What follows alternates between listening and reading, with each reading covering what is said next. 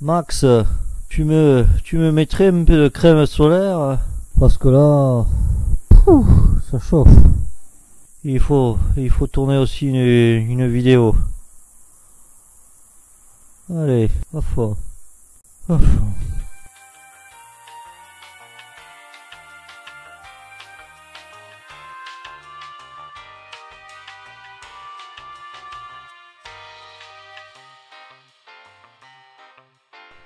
Faudrait peut-être s'y mettre, non? Ouf, t'as raison. Eh ben.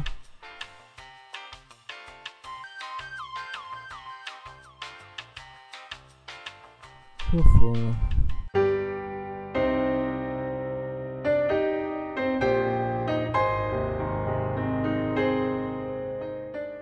Bonjour à toutes et tous, bienvenue sur The Max Rebo Collection. Désolé de vous avoir fait patienter pour de nouvelles vidéos, mais j'étais en réunion. Je comptais faire une petite vidéo histoire de se remettre en jambes et je vous propose de découvrir le numéro 1 de la collection Altaïa sur les vaisseaux Star Wars, numéro 1 qui est le Faucon Millennium. Alors que vaut cette collection? Quels sont finalement les engagements? Quelle est la qualité? Combien ça va coûter? Je me propose de répondre à toutes ces petites questions dans cette vidéo. Ah là là. Ouh, il était dur cette réunion.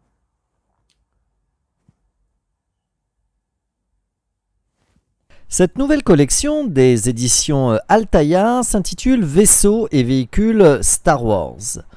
Elle succède aux casques et aux bustes Star Wars et vous propose de découvrir les vaisseaux et véhicules de notre saga préférée en diecast, accompagnés d'un socle et d'un fascicule, le tout pour 4,99 € pour ce premier numéro.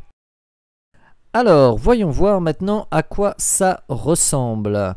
Notre Faucon est dans une boîte dont la charte graphique représente assez ce qu'avait fait Altaïa pour les bustes. C'est plutôt sobre, ça va, c'est sympathique.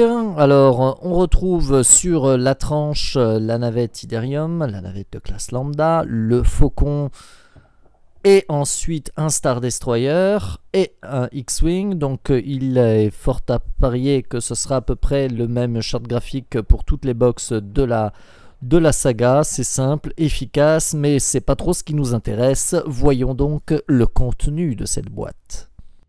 Et il y a un socle à monter en deux parties. Il est d'un plastique assez léger. Et on éclipse le Faucon Millennium qui, lui, est en métal, donc un peu plus lourd, heureusement, et qui a fière allure sur ce socle. Tant que ça tiendra, c'est cool, ça le présente bien, le Faucon est bien mis en valeur, il est sympatoche comme ça, il a de la gueule même. Alors par contre, je sais pas si c'est moi, mais je le trouve peut-être un peu trop rond niveau proportion. Alors on va le regarder de plus près, on le déclipse, voilà. Alors le paint job est plutôt correct pour l'échelle. Il y a 2-3 détails de taille bien sympathiques. N'hésitez pas à bien choisir, c'est du peint à la main, donc des fois la peinture peut être dégueulasse sur certains modèles. Là il est plutôt correct, un peu palo. Il aurait mérité d'avoir une patine plus accentuée, notamment sur certains pans du vaisseau, mais c'est plutôt correct. Voilà, ça fait, alors surtout pour 4,99 €, c'est un bon rapport qualité-prix, il a une bonne taille, peut-être un peu trop gros, surtout pour collectionner de nombreux vaisseaux. Il va falloir trouver de la place où les mettre, quoi. D'ailleurs, pour les plus âgés qui les auraient collectionnés il y a quelques années, voici donc le vaisseau Altaïa à côté de celui des éditions Atlas qui avait fait ça. Donc une petite série avec socle et un petit décor dans une boîte fenêtre du plus bel effet. Je dois dire qu'il est un peu plus petit et finalement je trouvais ça un peu mieux. Il y a peut-être un chouïa moins de détails, quoique le paint job était vraiment joli. Et ça permet d'en collectionner plus et de les stocker plus facilement. Là, ça risque d'être un peu mission impossible. Et en plus de notre vaisseau, on retrouve le fascicule, ou plutôt les fascicules, car il y a beaucoup de pubs avec le premier numéro pour nous inciter à nous abonner. Donc le fascicule, le voilà, il porte le numéro 1 et consacré au Faucon Millenium. Waouh!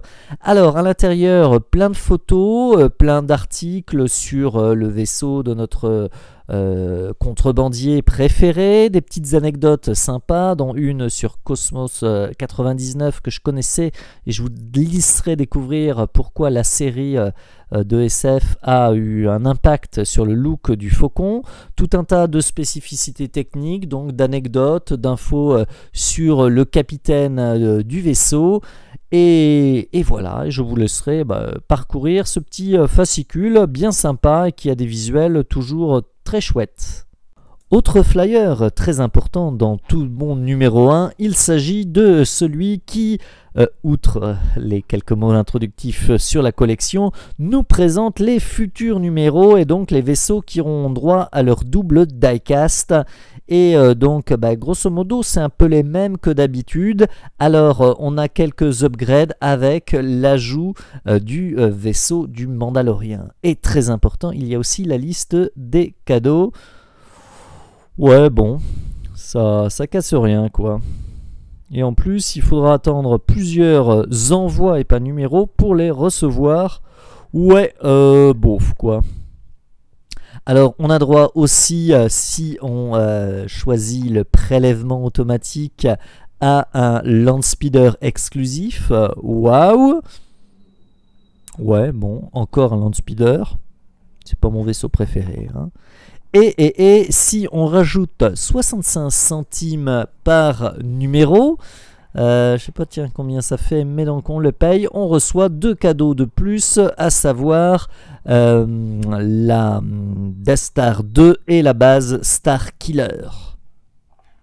2 étoiles de la mort, quoi. Yes. Et maintenant, quelques petites infos utiles.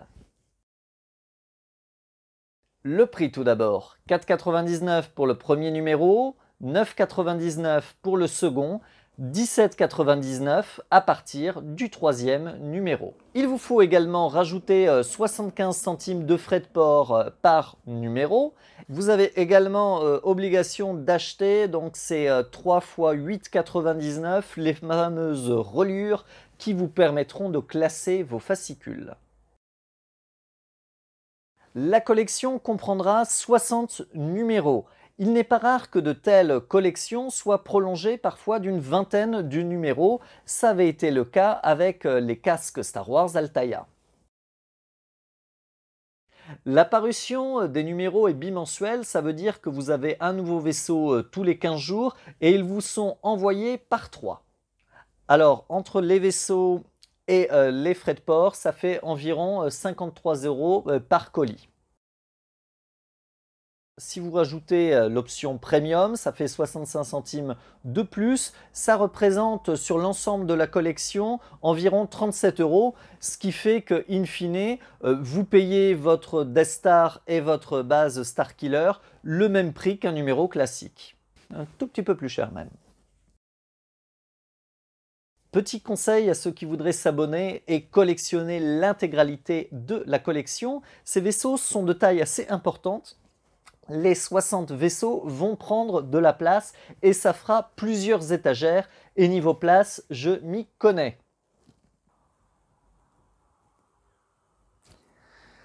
Effectivement, elles aussi, elles prennent pas mal de place. Ouais, mais les 60 vaisseaux, je sais pas où je vais les mettre, moi. Je crois que je vais passer mon tour. Et autre point important, 60 numéros plus les frais annexes, les fascicules, les options premium, etc. Ça fait une collection qui vous revient à un peu plus de 1000 €. Ouh, ça fait toujours mal. Bon, c'est pas tout ça. J'espère que la vidéo vous a plu, mais moi, il faut que je reparte en réunion. Donc à très bientôt sur The Max Rebo Collection. Coude.